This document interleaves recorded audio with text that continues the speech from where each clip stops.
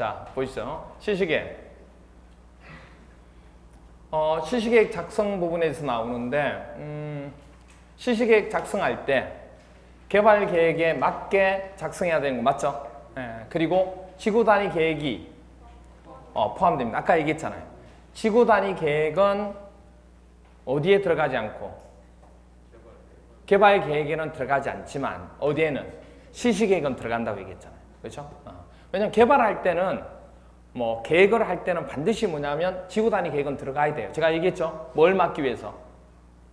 그렇죠. 난개발을 막기 위해서 지구 단위 계획은 반드시 포함이 돼야 돼요. 포함되는데 그건 개발 계획할 때 들어가는 게 아니고 실제로 이제 뭐 할 때? 실시 계획할 때. 그때 들어간다는 거. 그래서 보시면 시행자는 도시개발 사업에 관한 실시 계획을 작성하여야 하고 실시계획에는 그러니까 시행자가 실시계획을 작성해서 누구한테? 인가권자한테 인가를 받는 거예요. 지정권자가 되는 거죠. 그렇죠? 그리고 실시계획에는 뭐가 포함되어 있어야 된다? 지구 단위 계획이 포함되어 있어야 되고 실시계획은 무엇에 맞게? 개발 계획에 맞게 작성해야 하고 실시계획에는 사업 시행에 필요한 설계 도서, 자금 계획, 시행 기간 그 밖에 대통령이 정하는 사항과 서류를 명시하거나 첨부하여야 한다는 거. 그리고 시행자가 실시계획 인가를 받으려고 하는 경우에는 실시계획 인가 신청서에 국토교통부로 정하는 서류, 뭐 계획평면도나 아니면 개락적인 설계도 그리고 전체 지형이 나와야 되니까 축척 2만 5천분의 1 또는 5만 분의 1의 위치도를 첨부하여 시장, 군수, 구청장을 거쳐서 보세요. 시장, 군수, 구청장이 지정하는 게 아니라고. 지정권자한테 제출하는데 바로 시행자가 지정권자한테 바로 못하잖아요. 단계라는 게 있으니까. 그럼 누구한테 먼저 주는 거예요? 그렇죠. 시장, 군수, 구청장한테 주면 시장, 군수, 구청장이 지정권자한테 제출하겠다 그 얘기예요. 무슨 말이세요?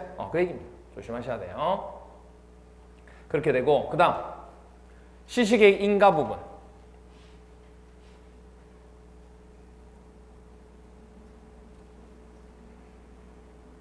실시계획 인가 부분. 실시계획 부분의 인가 부분에 있어서 보세요. 실시계획을 인가할 때 지정권자가 시행자가 아닌 경우가 있고 지정권자가 시행자가인 경우 있죠. 그러면 지정권자가 시행자가 아닌 경우에는 작성된 실시계획을 그러니까 누가 시행자가 작성된 실시계획을 실시해가지고 누구한테? 인가권자한테 뭐 받아야 돼요? 인가 받아야 되잖아요. 그 얘기를 하는 거예요, 지금. 그래서 작성된 실시계획 그리고 인가받은 실시계획을 변경할 때도 마찬가지, 폐지할 때도 마찬가지. 누구한테? 지정권자, 즉 인가권자한테 지정권자의 인가를 받아야 된다는 거. 됐나요? 지정권자가 곧 인가권자잖아요. 무슨 말이세요? 이렇게 됩니다. 됐나요? 됐죠? 당연한 얘기잖아요. 아니, 지정권자가 누가 되면? 시행자가 되면 자기한테 자기가 인가받는다는 소리는 안 할 거잖아요. 미안해서. 부끄럽잖아요. 그렇죠? 그러니까 당연히 뭐냐면 지정권자가 아닌 시행자인 경우에는 실시계획을 작성해가지고 지정권자한테 인가를 받으면 된다고. 그런데 인가받은 실시계획을 뭐 할 때도 변경할 때도 지정권자한테 변경 인가 받아야 되고 폐지할 때도 받아야 된다. 그 얘기예요. 그렇죠? 자, 그런데 여기서 인가받은 실시계획을 변경할 때 변경 나오면 항상 무슨 변경 나와요? 경미한 변경 나오잖아요. 그래서 보시면 경미한 변경 부분이 나옵니다. 경미한 변경. 경미한 변경. 사업 시행 면적이에요. 면적은 10% 범위, 100분의 10 범위에서 면적의 뭐죠? 감소. 면적은 감소. 사업하고자 하는 시행 면적이 있잖아요. 면적의 몇 프로? 10% 범위에서의 면적의 감소는 뭐한 것으로 본다? 경미한 변경으로 보고 그 경미한 변경인 경우에는 뭐 받지 않아야 돼요? 인가 받지 않아도 된다는 얘기예요. 그 다음 또 하나. 사업비 있죠. 사업비. 사업비는 몇 퍼센트 범위? 똑같습니다. 10% 범위에서 대신에 면적은 감소죠. 증가되면 안 돼요. 면적이 증가하게 되면 이거는 경미한 게 아니에요. 이거는 인가 받아야 돼요. 근데 감소했기 때문에 뭐죠? 경미한 거로 본 거예요. 근데 비용은 사업비는 조금 늘어날 수도 있고 줄어들 수도 있죠. 그거는 무슨 말이에요? 사업비는 면적이 아니잖아요. 그죠? 그래서 사업비의 10% 범위에서 사업비의 뭐죠? 증가할 수도 있고 감소할 수도 있다고. 됐나요? 그래서 인원 경미한 변경일 때는 뭐 받지 않고 인가 받지 않고 뭐 하면 돼요? 그렇죠. 그냥 인가 받지 않고 신고하든 그래서 처리하면 되는 거예요. 그래서 인가 받지 않는다는 거. 됐죠? 인가 받을 필요가 없이 하면 된다는 거. 그 다음 이제 지정권자가 시행자인 경우입니다. 지정권자가 시행자인 경우. 그럼 지정권자가 시행자인 경우 여러분 아시죠? 누가 있어요? 국장일대가 있을 수도 있고 시도지사가 있을 수도 있죠. 그러면 여기서 보세요. 시도지사나 대도시시장의 의견을 청취하는 자는 누굴까요? 여러분? 국장이겠죠.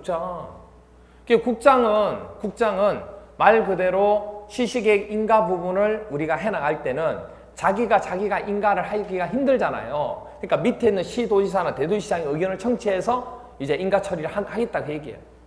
됐나요? 그 다음 시장 군수 또는 구청장의 의견을 청취하는 자는 누구예요? 시도지사겠죠. 시도지사. 됐죠? 그래서 시도지사는 지정권자가 시행자인 경우는 시도지사는 시장 군수 구청장의 의견을 청취하는 게 된다는 거. 시시계획 인가 부분에 있어서. 그 다음 시시계획 고시입니다.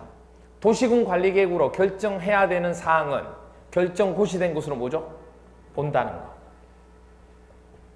그래서 시시계획에 대한 고시는 도시군 관리계획으로 결정해야 될 사항 많잖아요. 우리 도시군 관리계획으로 결정해야 될 사항이 있죠. 그 사항에 대해서 결정 고시된 것으로 본다는 거. 시시계획 고시가 되면 이렇게 돼요.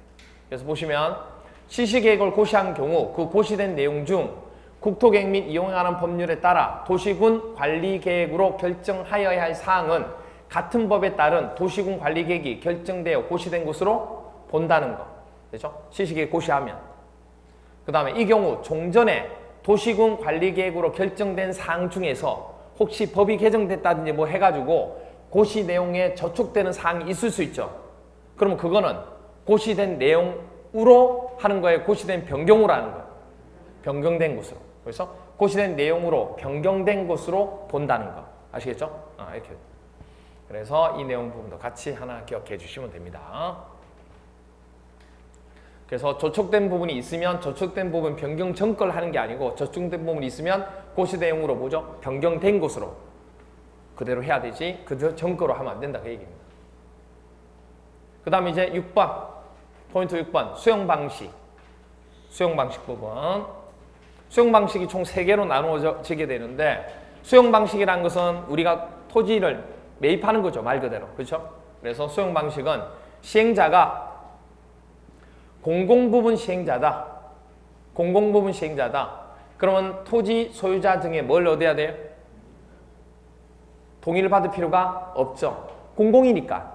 그렇죠? 그래서 수용 방식을 할 때 시행자가 공공부분의 시행자일 때는 토지 소유자 등의 동의를 받을 필요가 없다는 거. 하지만 민간 부분의 시행자가 되면 사업 대상 토지 면적의 얼마? 3분의 2 이상의 토지 소유하고 그리고 토지 소유자 총수의 얼마? 2분의 1 이상의 동의를 얻어야 됩니다. 계속 얘기했던 거예요. 이거는 새로운 게 아니에요.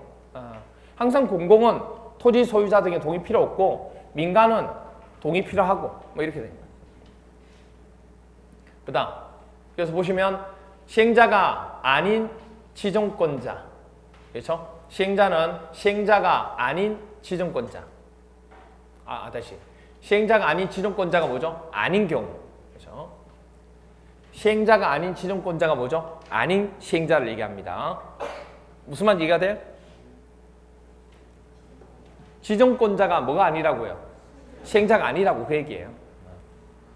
그러면 말 그대로 뭐냐면 시행자는 말 그대로 시행자가 되는 거고 지정권자가 되더라도 시행자가 지정권자가 아닌 자니까 말 그대로 뭐가 돼야 돼요? 보세요. 도시개발 사업에 필요한 토지 등을 뭐 할 때 수용하거나 사용할 수 있다는 얘기예요. 됐나요? 그래서 시행자는 도시개발 사업에 필요한 토지 등을 뭐 한다고요? 수용하거나 사용할 수 있다는 거. 됐죠? 당연한 얘기 아니에요? 시행자는 도시개발 사업을 하려면 그 사업하고자 하는 구역이 있어 없어요? 그 구역 부분에 대한 토지 등을 수용하거나 사용할 수 있잖아요. 그렇죠? 그리고 다만 민간 부분 시행자는 수용시 사업 대상 토지 면적의 얼마? 3분의 2 이상에 해당하는 토지를 소유하고 있어야 되고, 그리고 토지 소유자 총수의 얼마? 2분의 1 이상에 해당하는 자의 동의를 받아야지만 된다는 얘기예요. 그렇죠? 하지만 국가 또는 지방자치단체, 그리고 공공기관, 정부 출연기관, 지방공사가 얼마를 50% 비율, 50% 비율을 초과하여 출자한 경우 있죠. 민간이라 할지라도. 그럴 경우에는 토지 소유자의 동의 없이 도시개발 사업에 필요한 토지 등을 수용 또는 사용할 수 있다는 얘기예요. 됐나요? 공공으로 보는 거예요. 그렇죠? 지분 자체가 50%를 초과했기 때문에 공공으로 보는 겁니다. 얘기를 하는 겁니다. 그래서 우리 시행자는 도시개발 사업에 필요한 토지 등을 수용하거나 사용할 수 있다는 거. 됐죠? 그 시행자 자체는. 됐죠? 시행자가 아닌 지정권자가 아닌 경우를 얘기하는 거예요. 이거는. 이 말은 무슨 말 얘기가 돼요?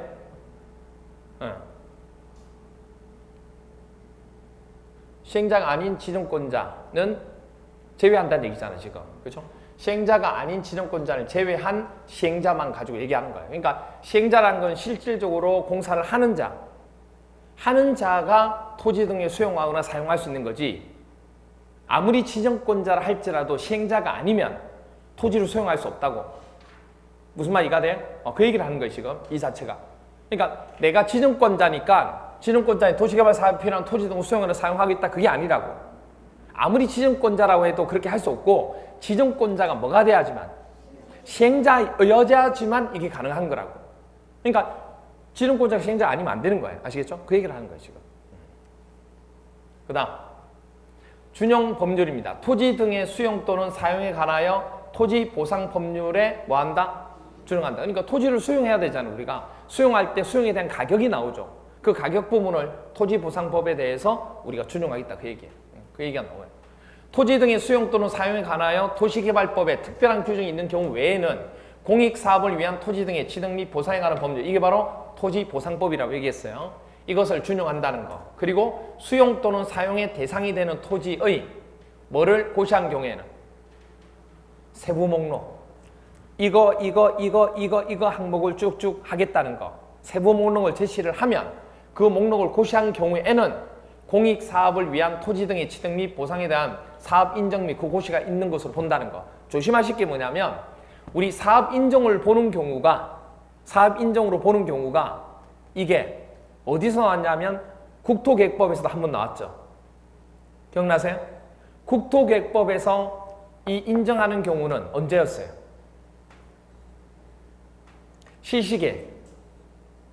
실시계획 부분이 고시가 된 경우.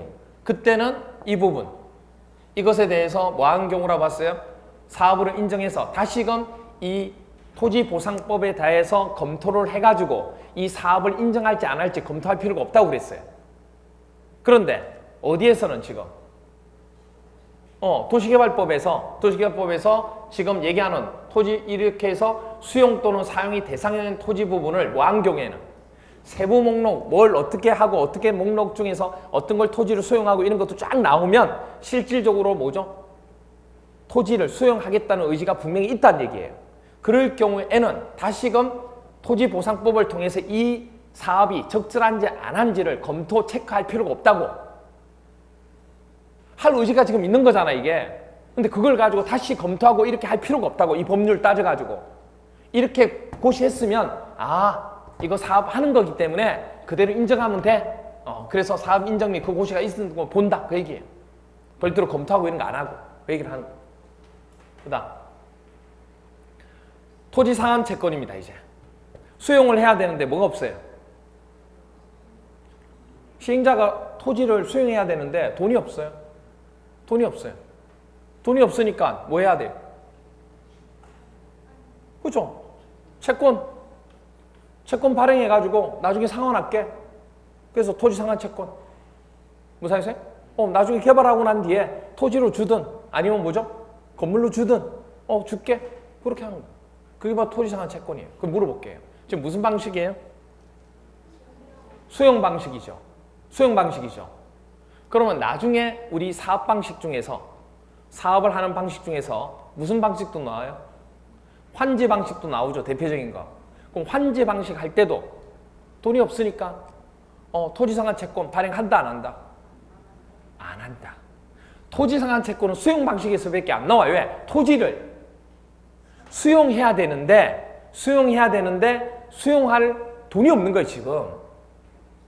그래서 나중에 개발되고 난 뒤에 땅이나 건물로 주겠다는 약속을 한 거예요 지금. 그래서 채권을 준 거예요. 무슨 말이가 돼요? 우리 사업하다 보면 많이 주잖아요. 그런 거죠. 무슨 말이세요? 그거예요. 그러니까 환지 방식일 때는 이걸 할 필요가 없는 거예요. 왜? 토지를 매입하는 게 아니잖아요. 무슨 말이세요? 조심하셔야 돼요. 자, 그 다음. 그럼 발행자는 누구냐?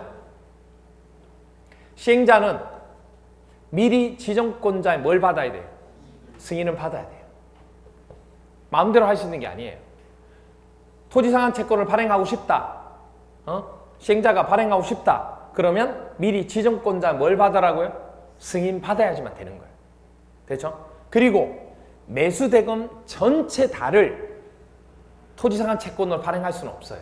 얼마를? 일부를 지급하기 위해서 발행하는 겁니다. 사업 시행자가. 됐나요? 그 얘기예요. 그리고 그러면 민간 사업 시행자가 시행을 공사를 할 때 토지 상한 채권을 발행할 수 있다 없다? 시행자가 발행을 하잖아요. 그럼 민간 사업 시행자가 토지 상한 채권을 발행할 수 있다 없다? 있다 없다? 있어요. 있다고. 있는데 지급 보증을 뭐죠? 받은 경우에 발행이 될 수 있다고. 무슨 말인지 이해가 돼요? 아니 민간업체가 발행이 안 되면 안 되죠. 무슨 말이세요? 그러니까 뭐하고 헷갈리면 안 돼요. 우리 국토계획법에 채권 있었잖아요. 기억나세요? 도시군 사업 부분 할 때 채권 부분 그거하고 헷갈리면 그거는 지방자치단체일 때만 가능하다고 얘기했잖아요. 무슨 말 이해가 돼요? 네. 그래서 지금 도시개발법에서 도시개발 부분에 있어서 수용 방식에서 토지 상한 채권을 발행하는데 민간업자도 민간 사업 시행자도 발행할 수 있다 없다? 있다. 뭐만 하면? 지급 보증만 받으면 발행할 수 있다는 얘기예요. 그런데 공공 사업 시행자는 이거 지급 보증 받아야 돼요? 아니 안 받아도 된다 그 얘기예요. 무슨 말이세요? 항상 하는 얘기잖아. 그렇죠? 그 다음 발행 규모.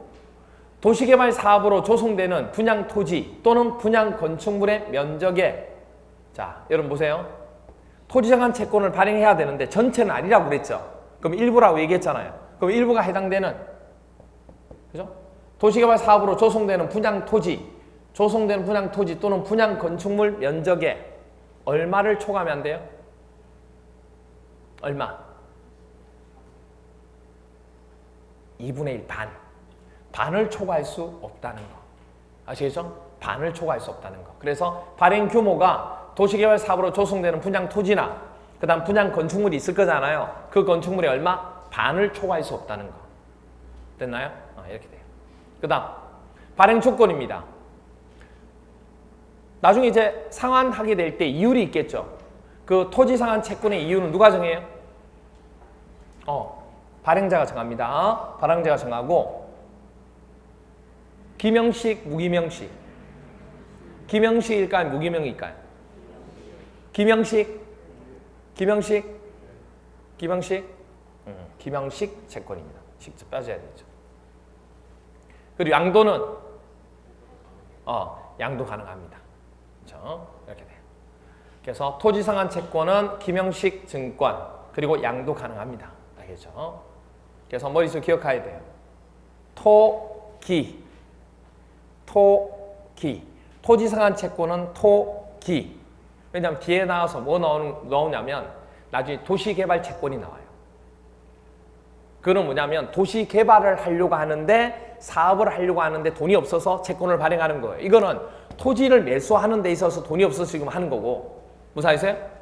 그러면 도시 개발할 때 채권 부분하고 달라요. 조심하셔야 돼요. 도시 개발은 기명일까요? 무기명일까요? 무기명이니까 제가 이 얘기 하겠죠. 그래서 그거는 도시 개발은 개발 무기예요. 개발 무기. 이거는 토기고. 아시겠죠? 조심하셔야 돼요. 토지 상한 채권은 토기 개발 무기. 아시겠죠? 무기명이 되고. 자, 그다음. 여기서 보시면 도시개발구역의 토지 소유자인 민간 시행자가 토지 상한 채권을 발행하는 때에는 은행법에 따른 금융기관이나 보험업법에 따른 보험회사의 지급보증을 받아야 돼요? 안 받아야 돼요? 받아야 하지만 공공시행자, 국가나 지방자치단체, 공공기관, 정부출연기관, 지방공사인 경우에는 지급보증 없이 토지상한 채권을 발행할 수 있다는 얘기예요. 그리고 토지상한 채권은 타인에게 이전이 가능하다고 그랬죠. 그리고 지권의 목적으로도 할 수 있다는 거. 그리고 토지상한 채권을 이전하는 경우 취득자는 그 성명과 주소를 토지상한 채권 원부에 뭐 해야 돼요? 기재해야 돼요. 기명식이잖아요, 이게. 하고 요청해야 되고 취득자의 성명과 주소가 토지상한 채권에 기재되지 아니하면 취득자는 전행자 및 그 밖에 제3자에게 대항하지 못한다. 찍소리 못한다고 얘기했죠. 그렇죠? 이렇게. 그다음 선수금입니다. 이제 수용 방식 중에서 선수금. 선수금이라는 게 뭐예요? 미리 하는 거. 그러니까 둘 다 뭐냐면 지금 돈이 없는 거잖아요, 지금. 그러니까 뭐냐면 미리 돈을 받는 거예요. 미리 받는 거. 이거는 토지 상한 채권을 발행하는 거고, 이건 미리 뭐죠? 어차피 나중에 받을 거잖아요. 미리 받는 거예요, 미리 받는 거. 선수금. 그래서 보시면 시행자는 조성 토지 등과 원형지. 조성 토지는 뭐냐면 조성을 한 토지. 원형지는 조성하지 않고 원 상태 그대로 있는 토지. 그것도 판매하느냐? 그럼요. 그것도 뭐냐면 자기네들의 입맛에 맞춰서 개발하고자 하는 자가 있을 거잖아요. 그런 자한테는 원형지를 또 원하기로 한다는 얘기예요. 그래서 조성 토지 등과 원형지를 공급받거나 이용하려는 자로부터 요건을 갖추어 지정권자의 이것도 뭐 받아야 돼요? 승인 받아야 돼. 왜? 받고 도망칠 수 있으니까. 승인 받아야 돼. 이것도. 토지상한 채권도 그렇고 선수금도 받아야 돼요. 그리고 대금의 전부 또는 일부를 미리 받을 수 있는 겁니다. 물론 조건이 있겠죠. 조건 볼까요? 이거. 지정권자가 아닌 시행자는 조성토지 등과 도시개발 사업으로 조성되지 아니한 상태의 토지, 그걸 뭐라 부른다? 원형지. 됐죠?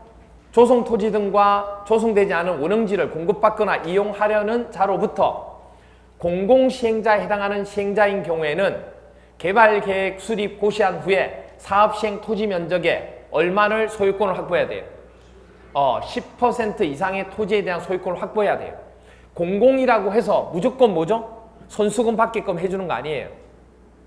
공공이 되면 토지 소유권이 10% 이상을 확보하고 있어야 돼요.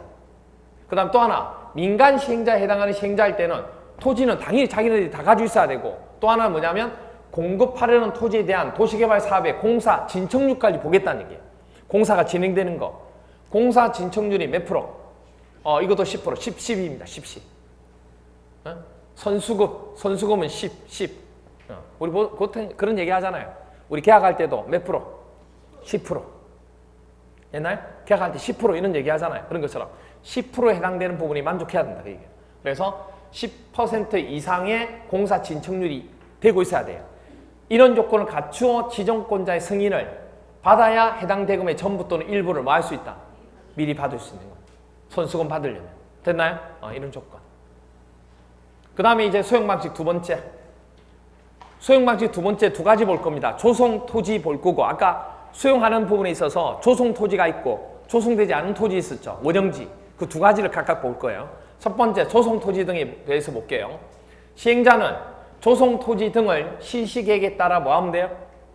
공급하면 돼. 실시계획. 어떻게 공사를 해서 주겠다는 있을 거잖아요. 그 계획에 따라 공급할 때 공급계획을 지정권자에게 제출하면 돼요. 이렇게 공급하겠다는 거. 그래서 조성토지 등을 실시계획에 따라 공급할 때는 공급계획을 딱 정해가지고 그걸 지정권자에게 제출하면 돼요. 조심하셔야 돼요. 이 조성토지 등을 공급할 때는 뭐 받는 게 아니에요? 그렇죠. 승인받는 게 아니에요. 시험제 인가받는다, 승인받는다 이런 얘기가 나와요. 아니에요. 그냥 공급계획을 지정권자한테 제출만 하면 돼요. 아시겠죠? 조심하셔야 돼요. 그 다음 그래서 보면 지정권자가 아닌 시행자는 조성토지 등을 공급하려고 할 때는 조성토지 등의 공급계획을 작성하거나 변경하여 지정권자에게 제출하는 겁니다. 아시겠죠? 그리고 도시개발 사업 시행자는 조성토지 등을 고시된 실시계획에 따라 공급해야 되고, 이 경우 시행자는 국토계획법에 따라 기반시설의 원활한 설치를 위해서 필요하면 공급 대상자의 자격을 제한하거나 공급 조건을 부여할 수도 있다는 얘기예요. 뭐 그런 얘기입니다. 두 번째, 공급 가격입니다. 이제 조성된 토지를 공급할 때 공급 가격 원칙은 무슨 가격? 감정 가격으로 해야 되지. 무슨 가격 안 돼요? 공시지가 안 돼요. 공시지가 아니에요. 무슨 가격? 조성된 토지를 공급할 때는 감정 가격. 그리고 특례 예외적으로 조성된 토지를 공급할 때 폐기물 처리 시설이나 공공청사, 그리고 사회복지시설, 임대주택, 학교, 공장, 공공호텔 시설, 거의 공공에 해당되는 거죠. 공공시설에 해당되는 거잖아요. 이런 경우는 감정가격이라 할지라도 감정가격보다도 너무 높게 받으면 돼요, 안 돼요? 안 돼요. 그래서 감정가격 이하로 받도록 돼 있어요. 그런데 여기서 조심하실 게, 사회복지시설 중에서 무슨 시설은? 유료시설은 해당되지 않아요. 이것에 해당되지 않아요. 그리고 여기서 공공호텔업 시설은 200실 이상 돼야 되고 감정가격 이하로 하게끔 돼 있다는 거. 그보다 높게 할 수는 없어요. 이거는. 그 다음, 그래서 보면 도시개발구역에 있는 조성토지 등의 가격 평가는 원칙적으로 감정가격으로 하지만 도시개발 사업 시행자는 학교나 폐기물 처리, 공공청사, 사회복지시설에서 유류시설은 제외, 그리고 공장, 임대주택, 국민주택 규모 이하의 공동주택, 그리고 공공시행자가 200실 이상의 객실을 갖춘 호텔입 시설, 그리고 기반시설을 설치하기 위한 조성토지 등과 이주단지 조성을 위한 토지를 공급하는 경우에는 해당 토지의 가격을 감정평가 및 감정평가사에 관한 법률에 따른 감정평가업자가 감정평가한 가격 이하로 산정할 수 있다, 정할 수 있다, 그 얘기입니다. 그죠? 뭐 산술 평균한 값으로 정하고 뭐 그렇게 하겠죠. 그 다음, 공급 방법. 이제 공급하는 방법입니다. 조성토지. 원칙은, 조성토지는 뭐가 원칙일까요?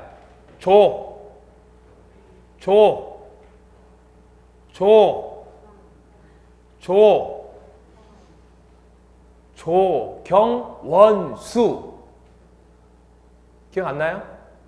조경원수. 조성된 토지는 경쟁차리고 원형지는 원수, 수의계약이고, 그렇게 외우라고 그랬잖아요. 기억 안, 이런 식으로 지금 기억이 안 나니까, 이렇게 기억이 안 난다고, 이렇게. 안 나니까, 뭐라고 했어요, 제가? 조경원수, 이렇게 기억하라고 했죠. 조경원수. 그래서 조성토지는 원칙적으로 경쟁 입찰 방식으로 합니다. 그렇죠? 이렇게 돼요. 왜냐하면 조성토지는 그냥 누구나 다 가져갈 수 있으니까. 근데 원형지는 그게 아니거든요. 개발되지 조성 안 한 곳이기 때문에 이거는 특수한 경우일 때만 공급하는 거예요. 그래서 다르죠. 특례는 이겁니다. 추첨하는 방식이 있어요. 공급할 때, 조성토지 등을 공급할 때 특례는 국민주택 규모 이하의 주택건설 용지가 된다든지, 아니면 공공택지가 된다든지, 아니면 330제곱미터 이하의 단독주택 용지가 된다든지, 공장 용지가 되면, 이런 규모가 되면은 이제 수요자가 너무 많이 몰릴 수도 있기 때문에 경쟁 입찰로 하지 않고 어떻게 하겠다? 추첨해서 하겠다는 얘기예요. 무슨 말이죠? 추첨해서. 이런 경우. 그래서 추첨해서 하게 된다는 거. 네, 그래서 국민택지 330 단공 이렇게 기억하면 돼요. 국민택지 330 단공은 뭐로 한다? 추첨으로 한다. 왜냐하면 우리 뭐 공 나오잖아, 추첨할 때. 그런 것처럼 국민택지 330 단공은 추첨으로 한다. 됐죠? 국민택지 단공은 330 단공은 추첨으로 한다. 이렇게 보시면 되죠. 그 다음, 그래서 여기 보시면 이렇게 돼요. 조성토지 등의 공급은 원칙적으로 경쟁입찰로 따르지만 국민주택 규모 이하의 주택건설 공지, 그리고 용지, 그리고 공공택지, 그리고 330제곱미터 이하의 단독주택 용지 및 공장 용지, 그리고 수의계약 방법으로 조성토지를 공급하기로 하였으나 공급 신청량이 지정권자에게 제출한 조성토지 공급 계획에서 계획된 면적보다 뭐하니까? 너무 많아지는데 수의계약 못하잖아요. 그럼 추첨으로 해야죠. 그렇죠? 초과할 경우에는. 이 언안에 해당하는 토지는 추첨의 방법으로 분양할 수 있다는 거. 그렇죠? 조성토지를 분양할 때, 공급할 때 이렇게 됩니다.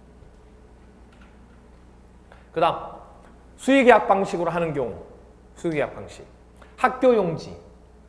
학교용지는 여러분 보시면 알지만 학교용지나 공공청사용지 이런 건 전부 다 뭐가 돼요? 공공의 성격을 띠는 거죠. 공공의 성격을 띠는 것을 우리가 뭘 할 수는 없어요? 추첨이나 경쟁할 수는 없어요.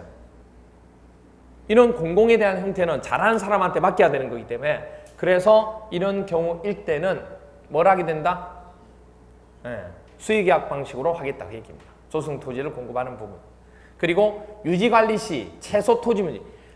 유지관리 차원에서 최소 토지가 있는 거예요. 너무 작잖아요. 이런 경우도 우리가 경쟁이나 이런 걸 하긴 힘들다.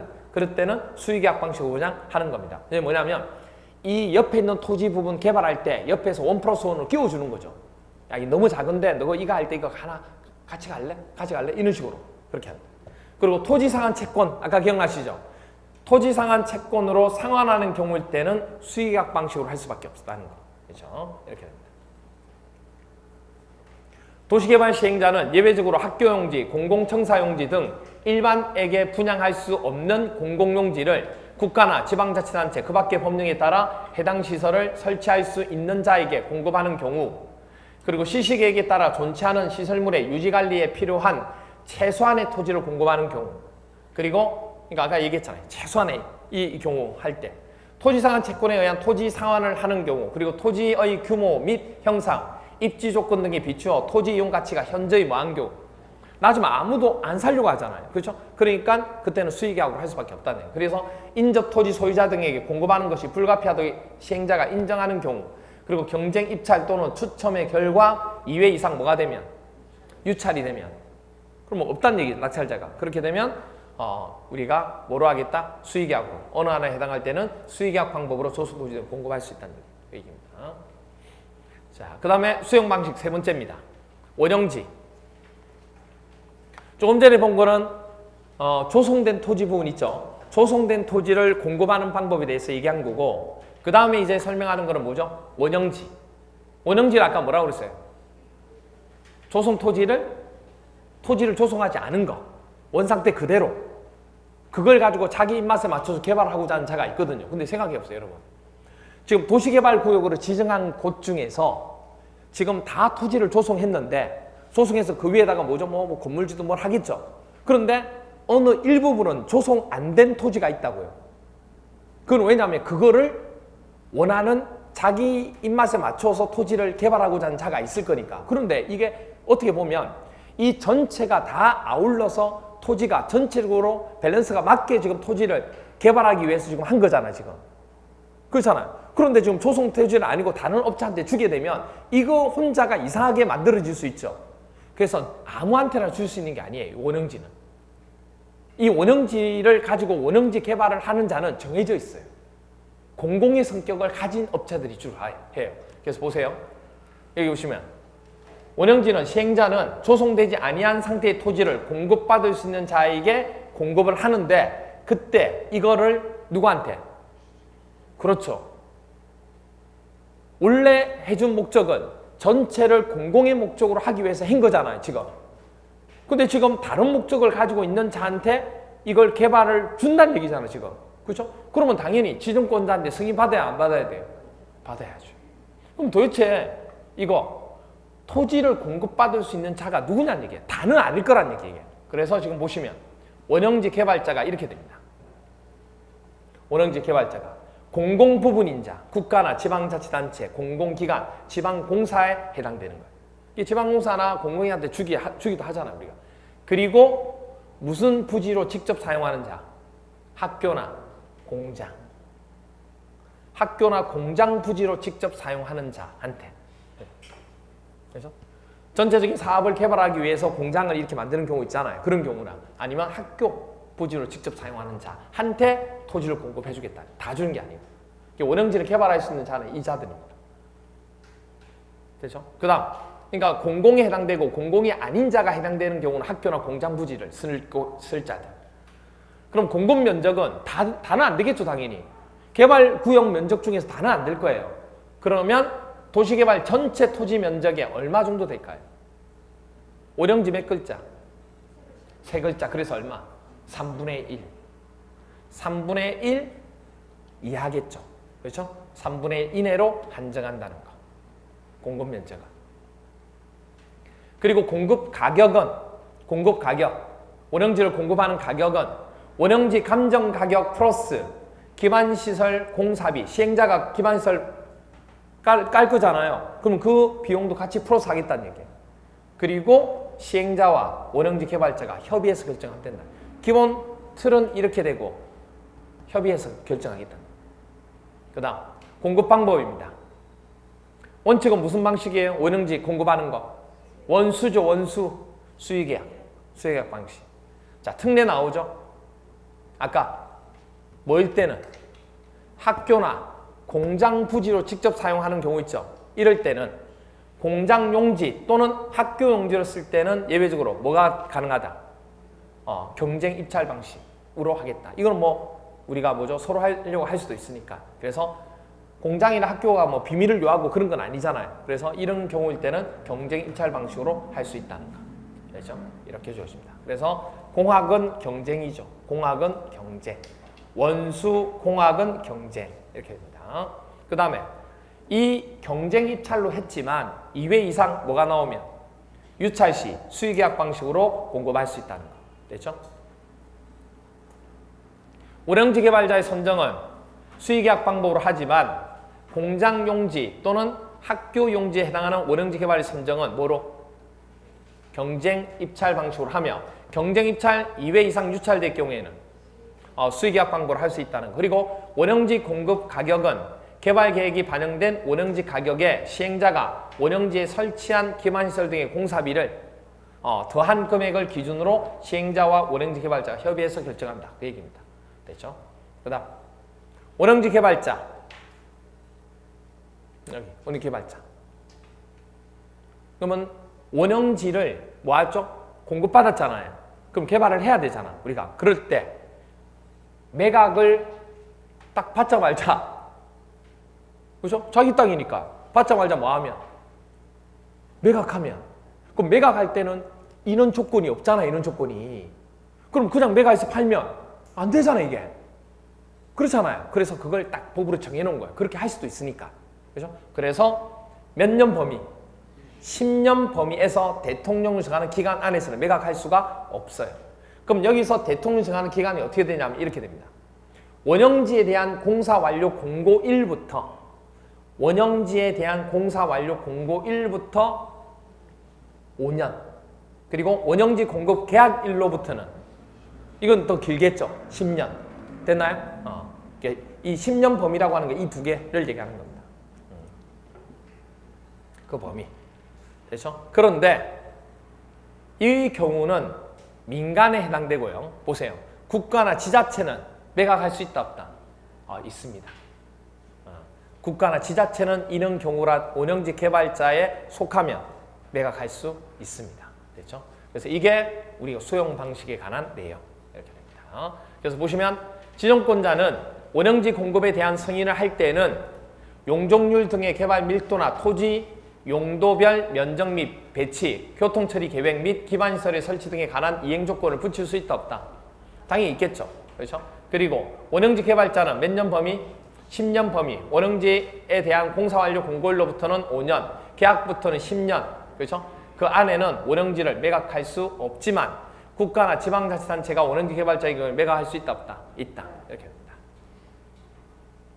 그 다음 마지막으로 8번 도시개발 채권입니다. 조심하셔야 돼요. 도시개발법에서 채권이 2개 나오는데 토지상한 채권은 어디서 나와요? 수용 방식에서만 나오는 거예요. 그런데 도시개발 채권은 수용 방식, 환지 방식 상관이 없이 사업하는 시행자가 돈이 없어서 사업에 대한 채권을 발행하는 거예요. 무슨 말이가 돼요? 그 얘기예요 지금. 그 헷갈리면 안 돼요. 자, 보죠. 그러면 도시개발 채권의 발행이나 승인권자는 그럼 당연히 이 경우일 때 조심하셔야 돼요. 이거는 누가 발행해요? 시도지사가 발행합니다. 조심하셔야 돼요. 도시개발 채권은 누가 발행한다고요? 시도지사가. 민간이 아니에요. 도시개발 채권은 도시개발에 관한 채권이기 때문에 공적 개발 부분이잖아요. 이런 부분이기 때문에 시도지사가 발행을 하는 겁니다. 그러면 누구? 조심하셔야 돼요. 행안부입니다. 행정안전부 장관의 승인을 받게 돼요. 행안부 장관의 승인 받게 돼요. 행장의 승인 받는다는 거. 국장 아니에요. 조심하세요. 국장 아니고 행장. 이렇게 됩니다. 그 다음 보시면 시도지사는 도시개발사업 또는 도시군 계획시설 사업에 필요한 자금을 조달하기 위해서 도시개발 채권을 발행할 수 있다 없다? 있다.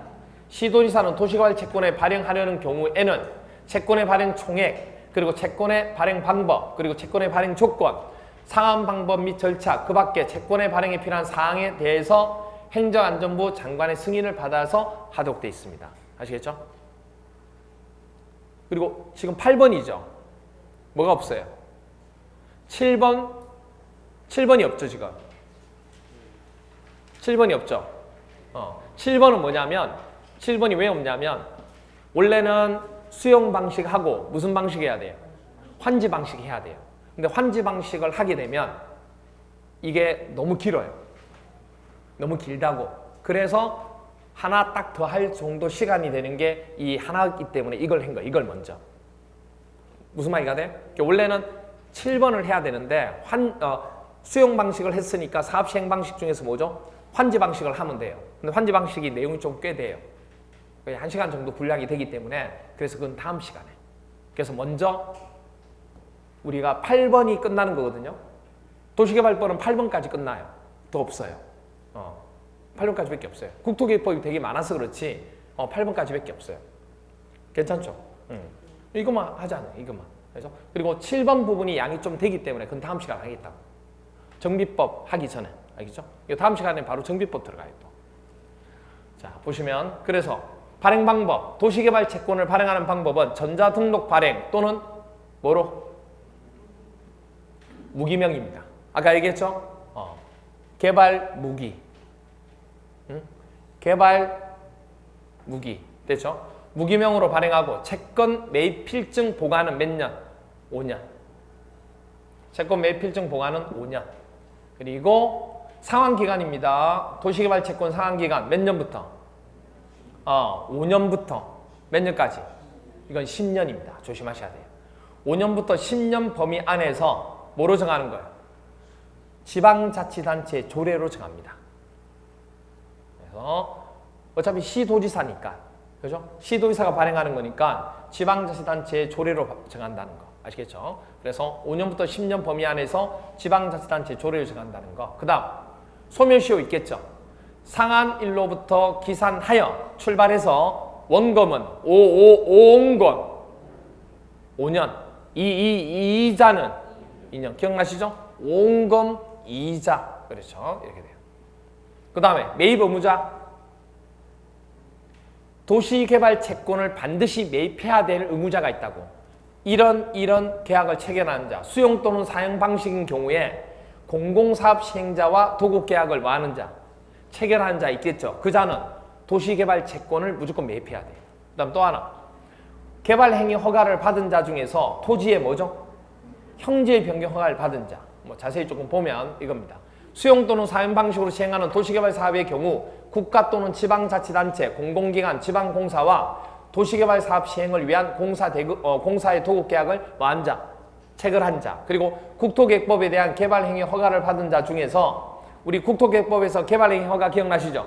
그걸 받은 자 중에서 토지의 토지 형질변경. 우리 국토계획법의 개발행위 허가 부분 사적 개발하는 자 있잖아요. 그 자 중에서 토지의 형질 변경 허가를 받은 자 있죠. 이 자는 도시개발 채권을 매입하여야 한다. 할 수 있다가 아니고 해야 된다고. 의무적이라고. 그렇죠? 이렇게. 매입 의무자. 그 다음 중도상환이 되는 경우입니다. 중도상환은 무조건 되는 게 아니고 이 케이스만 중도상환이 된다고. 원래 중도상환 돼야 안 돼요? 안 돼요. 도시개발 채권은 중도상환 안 돼요. 근데 이 케이스만 된다고. 이 케이스만. 어떤 경우냐면 도시개발 채권의 매입 사유가 된 허가가 매입하는 자의 뭐로? 기책 사유 없이 취소된 경우입니다. 잘못이 없는 거잖아, 지금. 내 잘못이 없는 거잖아요. 그렇죠? 그럴 때는 중도에 상환해 준다는 얘기예요. 그 다음 도시개발 채권의 매입 의무자가 아닌 자가 착오로 뭐죠? 도시개발 채권을 매입한 경우입니다. 그럼 중도상환해야죠. 그렇죠? 그다음 도시개발 채권의 매입 의무자가 매입하여야 할 금액을 뭐해서 초과해서 매입했다. 그러면 중도에 상환해줘야죠. 됐나요? 이 경우입니다. 그래서 여기 부분까지 여기까지가 우리가 오늘 해야 될 내용이 됩니다. 됐나요? 그래서 여기까지 해주시면 되고 그래서 다음 시간에는 도시개발법 제가 얘기했잖아요. 도시개발법 6문제 나오는데 너무 많이 하려고 하면 힘들어요. 그럼 이 정도 범위만 달달달달 여러분들 왔다 갔다 이제 봐주시면 되는 거예요. 그럼 딱 6문제 중에 3문제 맞춘다 생각하면 돼요. 운 좋으면 4문제. 됐나요? 오케이. 이렇게 해가지고 다음 시간에 그러면 7번 환지 방식 하고 그리고 바로 도시정비법 들어가도록 하겠습니다. 아시겠죠? 오케이. 오늘 여기까지 할게요. 수고했습니다.